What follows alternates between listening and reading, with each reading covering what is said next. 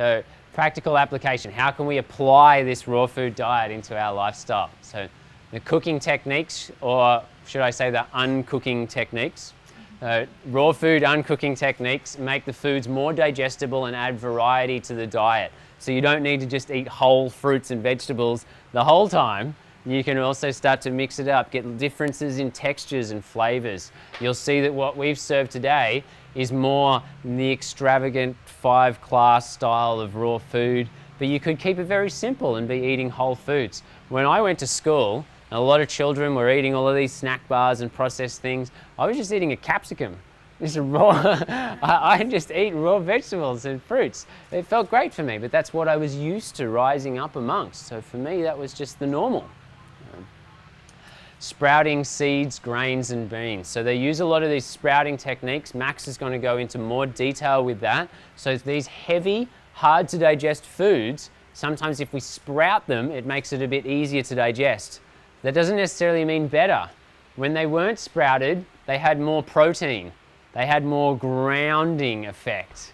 When they were sprouted, they had more uplifting, livening effect. So it depends on what it is that we want to achieve. How is the person's digestive capacity? The time, the season. We'll talk more about that. Juicing fruits and vegetables to remove the fiber. So fiber, although it can be great for our digestive process to move things through, it's also quite difficult to digest. It doesn't digest at all, and it causes a lot of gas for some people. So sometimes removing the fiber can be great. Sometimes it can be not so good. It depends on what we need to counterbalance. We need certain amounts of fiber. We'll talk more about that when we start to get in cooking, because fiber is definitely affected by cooking. But here with juicing, if we remove the fiber, it means the nutrients get into the body quicker. So if you had a carrot juice, the nutrients are going to go into the bloodstream much quicker. Now that's not necessarily good or bad.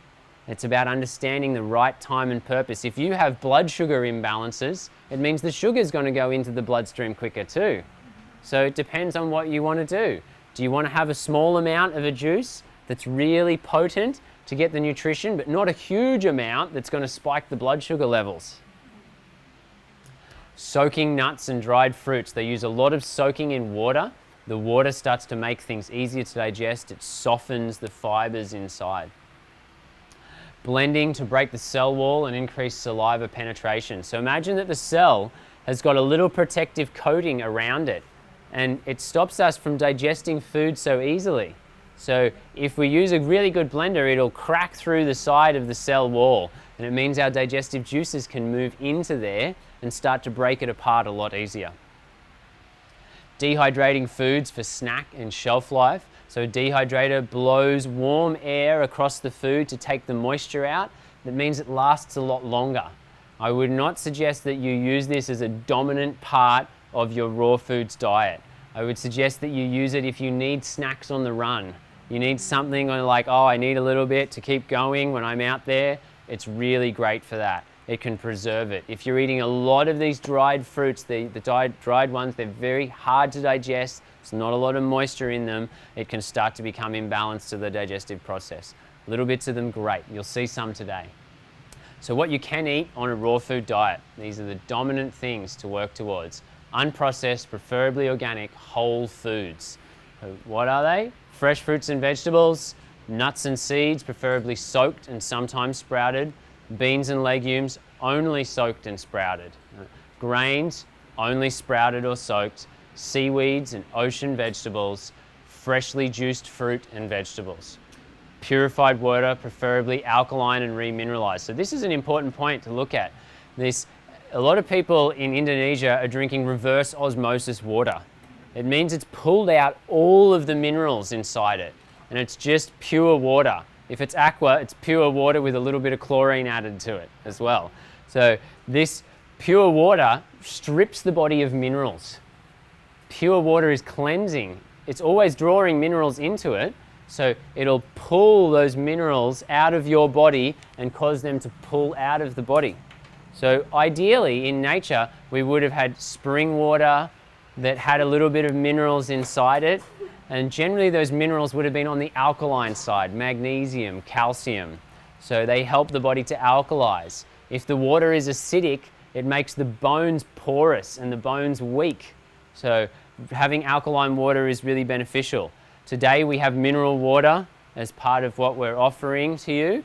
And if you don't have access to good mineral water, I also recommend different water filters on my website that alkalize and remineralize. I would not go for the really expensive electrically ionized filters. I don't think that you get an extra advantage. There's the details of why I would choose the one I do on my website. I won't go into that now, but it alkalizes and remineralizes. You can have it at any tap.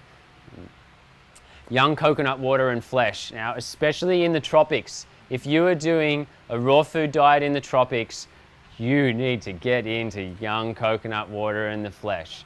It's because it gives the grounding, hydrating portions. Really important. At least 75% of the food consumed should be not heated over 45 degrees Celsius. So this is not the raw food fundamentalist, everyone needs to eat raw. This is the more balanced perspective. Now we're going to start to see there's even more degree to balance, and that it depends on the person, time, season, place, and that some people at some meals might actually need 100% cooked. Depends on the time. Ideal tools and equipment for raw foodies. How can it make your life a lot easier? A dehydrator, we talked about the dehydrator before.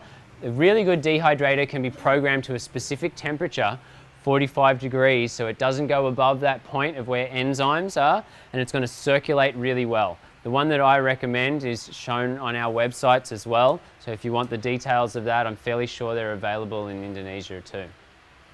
Cold pressed juice extractor. So this is different to the main juicer that you would buy in most supermarkets, the ones that go and cut the food apart. They heat the food up, and it starts to damage a lot of the nutrients. It's not like, oh, bad, but there is even better.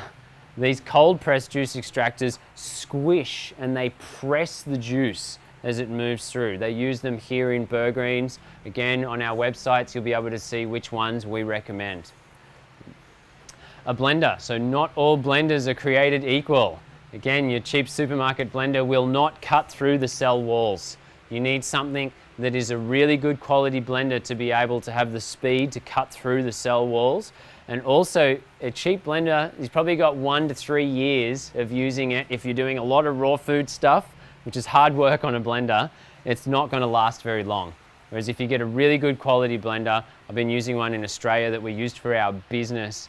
It's been 12 years now. The blender was second-hand when we bought it in the beginning, and it's still running totally fine. Again, good quality blenders. There's lots of amazing brands out there. Recommendations can be found on our websites. A food processor for chopping and saving time. When I had my raw foods business in Australia, we used a lot of the food processor. It really makes life simpler. Glass containers for soaking and sprouting seeds, grains, and beans. In Indonesia, there's a large use of plastic. Plastic exudes, means releases what's called xenoestrogens. These imbalance the hormonal systems of the body.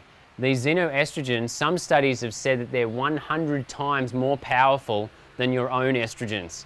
Now this is really specific for women because these things from plastic, they plug in to your hormonal receptors and they stimulate them 100 times more than your normal estrogen would. It can really imbalance the hormonal system. It can change the way your mind thinks. And for some women, they think, oh, it's hard when I'm getting towards my period and my cycle. Imagine living like that all the time.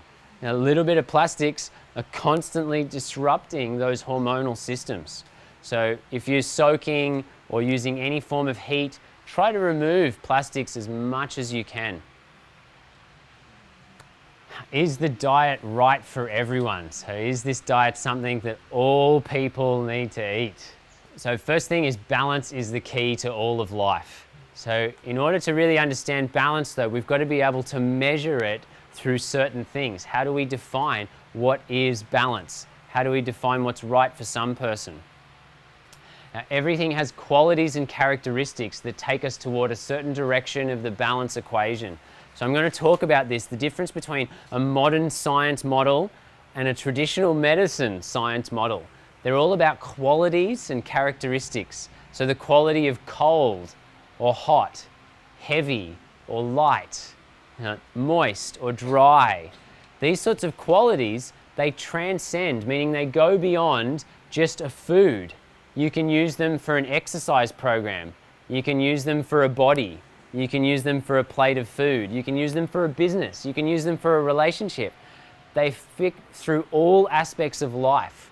So we're going to go into how we use these qualities to understand balance, and we don't have to use a different word when we change subject.